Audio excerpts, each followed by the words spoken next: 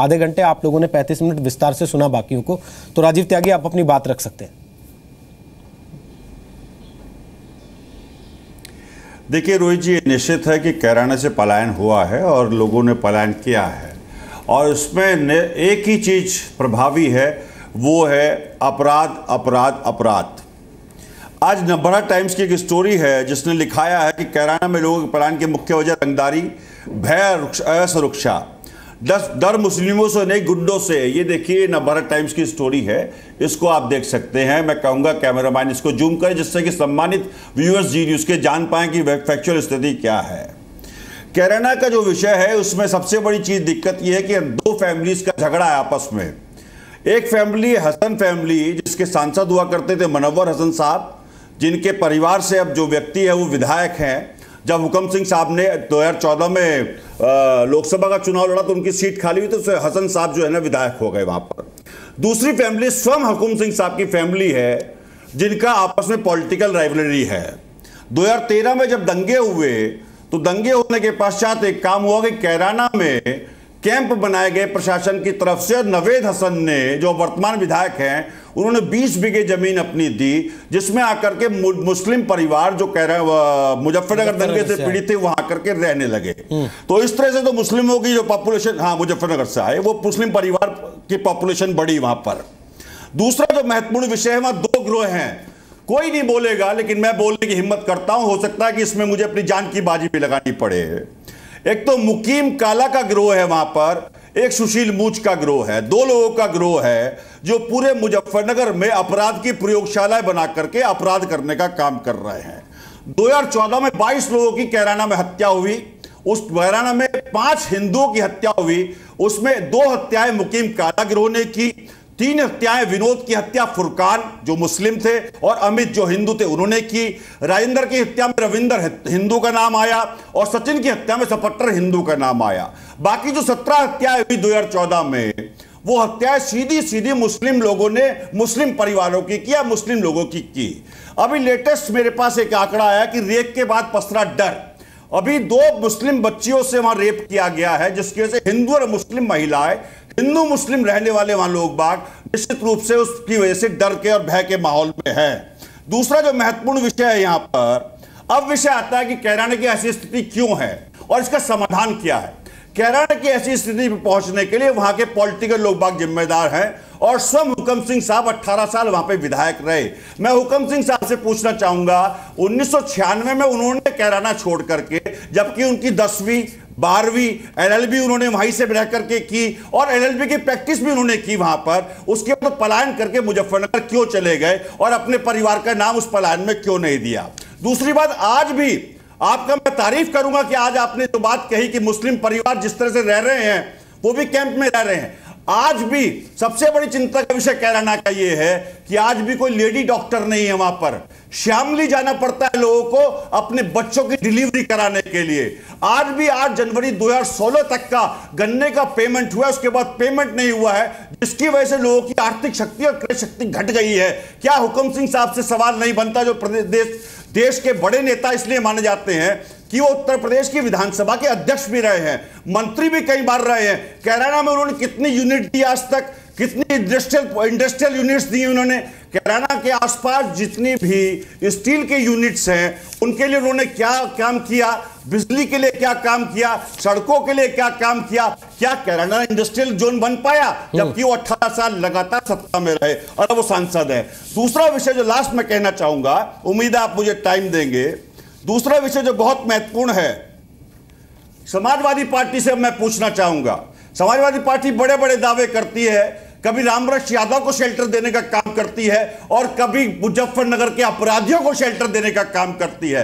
इसकी सिर्फ एक वजह है, देखिए, क्योंकि अपराधी चुनाव जिताते हैं, अपराधी चुनाव हराते हैं। जिस दिन तक यह अपराध की आग और सांप्रदायिकता की आग मैं आपसे कहना चाहूंगा नेताओं के घर तक नहीं पहुंचेगी, नेता मरने शुरू नहीं होंगे, नेताओं के बच्चे मरने नहीं शुरू होंगे, तब तक ये चीज कभी खत्म नहीं होगी। अपराध की राजनीति खत्म नहीं होगी, सांप्रदायिकता की राजनीति खत्म नहीं होगी। कांग्रेस पार्टी मानती है, कांग्रेस पार्टी स्पष्ट मानती है, सद्भावना लाओ, प्रदेश बढ़ाओ। सद्भावना का मतलब विकास, विकास के साथ साथ किसान, नौजवान, महिला को ध्यान रखिए, आपको प्रदेश में निश्चित रूप से वोट मिलेंगे। लेकिन सांप्रदायिकता की राजनीति भारतीय जनता पार्टी करती है और अपराधीकरण की राजनीति कहीं ना कहीं समाजवादी पार्टी करती है, और दोनों हैंड इन ग्लोव है, दोनों मिले हुए नूरा कुश्ती है इन लोगों की। मैंने एक चीज ब्रेक के पहले कही थी, सर मैंने ब्रेक के पहले एक चीज कही थी, मैंने कहा था जिसको जो सूट करता है वो उस चीज को आगे कर देता है और उससे फायदा उठाने की कोशिश करता है, क्योंकि सामने चुनाव दिख रहा है। तो चुनाव तो आपके लिए भी है, आप लोग क्यों नहीं गए कैराना अभी तक? मैं जवाब दे दूं इसका, प्लीज बोलिए ना। 3 दिन पहले मेरी वहां हमारे विधायक है पंकज मलिक साहब, सारे लोग बाग जितने भी विधायक हैं पूरे प्रदेश के, वो राज्यसभा के चुनाव के लिए लखनऊ गए हुए थे, चाहे वो भारतीय जनता पार्टी के हो, समाजवादी पार्टी के हो, कांग्रेस के हो, किसी भी दल के हो। ओम प्रकाश शर्मा कैराना के हमारे विधायक हैं, उन्होंने ये सारी लिस्ट और सारे फैक्ट्स मुझे भेजे हैं जो आपके टेलीविजन पे दिखा सकता हूं क्या हालात है वहां पर, और जो चीजें चल रही है। मेरा लास्ट सेंटेंस रह गया था, देश कैसे चलेगा, देश क्या हिंसा से चलेगा? मेरे मित्र संबित पात्रा बैठे हैं और वो भी शायद मेरी इस बात से सहमत होंगे। कॉन्स्टिट्यूशन से होली किताब कोई नहीं है, रूल ऑफ लॉ से बेहतर कोई चीज नहीं है। मैं चैलेंज के साथ वकार साहब से कहना चाहूंगा कि मुजफ्फरनगर में और बहुत से जिलों में ऐसी बहुत सारी बस्तियां हैं जहां पे आज भी पुलिस दिन में नहीं घुस सकती है। तो मैं कहना चाहूंगा, क्या वकार साहब मुझे बताएंगे कि कानून व्यवस्था को लेकर के क्या वो काम कर रहे हैं? 13% अपराध हीनियस क्राइम के उत्तर प्रदेश से आ रहे हैं, एनसीआरबी के आंकड़े हैं, लेकिन समाजवादी पार्टी खामोश है। खामोश होने का कारण यह है कि उन्होंने खुद अपने मंत्रिमंडल में, अखिलेश जी ने बहुत सारे अपराधियों को मंत्रिमंडल में जगह दे रखी है। जब अपराधी मंत्रिमंडल में होंगे और अपराध का और सत्ता का गठजोड़ होगा तो निश्चित रूप से कैराना होगा, और अपराध जिस तरह से सर उठा रहा है उत्तर प्रदेश में, उसके लिए समाजवादी पार्टी जिम्मेदार है। ठीक, संबित पात्रा बोलिए। और लास्ट सेंटेंस है मेरा, तुम्हें हिंदू की चाहत है न मुस्लिम से अदावत है, तुम्हारा धर्म सदियों से तिजारत है। ठीक, संबित पात्रा बोलिए। सैयद साहब उसके बाद जवाब लूंगा, तैयार कर लीजिए जवाब अपना, बोलिए। देखिए, मैंने बड़े ध्यान से सबको सुना, बहुत राजनीतिक प्रश्न भी आए हैं। मैं इसको एक बड़े परिप्रेक्ष्य में बहुत सूक्ष्म तरीके से और छोटे में रख देता हूँ। मैं 2 शेरों का जो बहुत इस्तेमाल किया जाता है उसका सहारा लूंगा। लम्हों ने खता की और सदियों ने सजा भुगता। आप देखिए, ये चंद वोटों के लिए हम सारे प्रवक्तागण जो कुछ वर्षों बाद 60-70 साल बाद हिंदुस्तान में नहीं रहेंगे, माटी खाक में मिल जाएंगे, हम लड़ते रहेंगे, मगर सदियों तक हिंदुस्तान और ये माटी भुगतती रहेगी।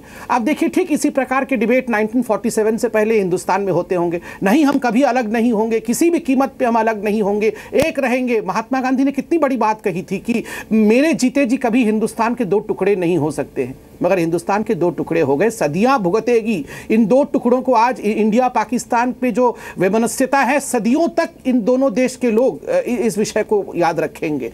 तो ये छोटी छोटी बातों के लिए, चंद वोटों के लिए लड़ना जब तक हम बंद नहीं करेंगे, तब तक याद रखिए बहुत बड़ी हमें सजा चुकानी पड़ेगी। दूसरी बात, कहा जाता है, इकबाल ने कहा था, कुछ तो बात है कि हस्ती मिटती नहीं हमारी। ये बोल बोल के हर बार जब हस्ती मिटते रहती है तो हमें बार बार यही सुनाया जाता है, नहीं नहीं नहीं, तुम्हारी हस्ती नहीं मिट सकती है, कुछ तो बात है तुम में, तुम्हारी हस्ती कैसे मिटेगी? भाई साहब, कंधार से लेकर, वो गंधार नरेश थे, कंधार से लेकर ये बांग्लादेश, ये पाकिस्तान, सब कुछ तो एक ही था, एक राष्ट्र था। तो हस्ती मिटते तो जा रही है लगातार, और आप हर बार हमें यही सिखाते हैं, कुछ तो बात है जो हस्ती मिटेगी नहीं, और हमें चुप कर देते हैं। ये चुप और रहने वाली बात नहीं है, ये समझने वाली बात है। एक छोटा सा उदाहरण दूंगा। मिसबा कादरी नामक एक महिला थी बंबई में। चंद महीनों पहले या 1 साल पहले उन्होंने एक बयान दिया कि मैं मुसलमान हूं, इसलिए मुझे रेंट पे यहां घर नहीं मिल रहा है। सुबह 10 बजे से ये ब्रेकिंग न्यूज बना, तमाम पार्टी भारतीय जनता पार्टी पे टूट पड़ी, शाम तक मालूम पड़ा ये झूठ था, कोई वेरीफाई करने नहीं गया। यहाँ 346 फैमिलीज का एक लिस्ट दिया गया है। मैं डिस्काउंट करता हूं, हो सकता है 50 परिवार की यहाँ गलती हो, मगर 300 लोग, 200 परिवार अगर बोल रहा है तो यहाँ रिसर्च क्या हो रहा है, कितने लोग झूठे हैं, पहले ढूंढ के लाओ, ये सबको गिराना है, यहाँ पर किसी भी कीमत पे ये प्रूफ करना है कि नहीं नहीं नहीं, अगर हिंदू लोग बाहर जा रहे हैं तो ये गलत बात है, ये कोई नहीं जा रहा है, कोई अत्याचार हिंदुओं पे नहीं हो रहा है। देखिए, एक बहुत सिस्टमैटिक वे में इस देश में हिंदू शब्द को एक गाली बना दी गई है। बिल्कुल ठीक कहा राकेश जी ने। हमारे सैकड़ों मुसलमान मित्र हैं और बहुत अच्छे मित्र हैं। हम उनके घर जाते हैं, इफ्तार में जाते हैं, रोज़ा में जाते हैं, ईद में जाते हैं, उनके साथ गले लगते हैं। कभी हम उनको जुदा नहीं देखते, वो भी हमें नहीं देखते हैं। मगर जिस सिस्टमिक तरीके से हिंदुस्तान में सेक्युलरिज्म के अर्थ को, हिंदुस्तान को गाली, हिंदू को गाली के रूप में रखा गया है, इसकी जो भुगत है, इसकी जो सजा है, वो सदियों तक ये माटी भुगेगी। आप याद रखिए भाइयों, हिंदुओं से क्यों डरना है? ये किसी को अपना बेगाना नहीं मानती है, सबको गले लगाती है। विश्व भर से लोग आए हैं, सबको गले लगा के चलती है। हम सब भाई हैं। मगर ये कश्मीर में जब हुआ ये कांड 90 के दशकों में, हम सब चुप थे। आज क्या अंजाम है? आज उसका भुगतान यह है कि हिंदू भाई जो कश्मीर से पंडित अलग हुए, वो कश्मीर वापस नहीं जा पा रहे हैं। हम यहाँ फिर डिबेट करते हैं। तो कृपया करके हाथ जोड़ के ये चंद वोटों का खेल बंद कर दे, हिंदुस्तान के बारे में सोचे। मुझे सिर्फ इतना कहना था। चलिए, समय से हम काफी आगे हैं, लेकिन फिर भी मैं सैयद असीम वकार आपसे एक अच्छे जवाब की उम्मीद करता हूं चलने से पहले। और सर, मेरा सवाल यह कि दाऊद इब्राहिम एक छोटा मोटा अपराधी था। वो अपने अपराध करते करते आज दुनिया का सो कॉल्ड सबसे बड़ा अंडरवर्ल्ड डॉन हो गया, क्योंकि उसके अपराध की अवहेलना होती रही, सही समय पर उसके खिलाफ कार्रवाई नहीं की गई। तो अपराध के खिलाफ कार्रवाई ना करके उसको इस हद तक बढ़ने देना कि आपको वो डरा के दौड़ाने लगे, ये कौन सा समाजवाद है सर? रोहित सरदना जी, दाऊद इब्राहिम को आपसे ज्यादा हम अपराधी मानते हैं देश के खिलाफ, और कोई भी मुसलमान दाऊद इब्राहिम की तारीफ नहीं कर सकता है, और ना करना चाहिए और ना करेगा।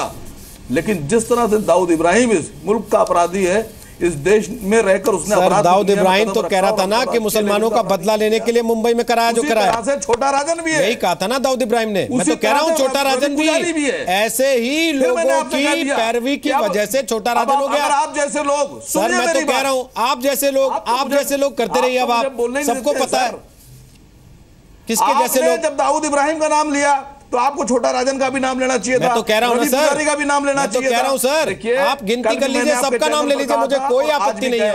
आपको बुरा लगा दाऊद इब्राहिम का नाम अकेले का ले लिया? आपको बुरा लग गया? बोलने में नहीं डरता। आपको बुरा लग गया सर, दाऊद इब्राहिम का नाम अकेले ले लिया? बुरा लग गया आपको? बुरा लग गया सर? बुरा नहीं लगा।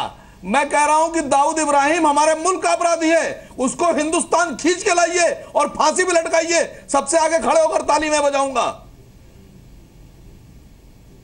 अपनी मानसिकता बदलिए आप। और जो कैराने के अपराधी हैं, हिंदुस्तान के मुसलमानों को, और जो कैराने के अपराधी हैं, जो आपकी नाक के नीचे कर रहे हैं सब कुछ, काम ना करिए, उनके ऊपर आप चादर डालेंगे।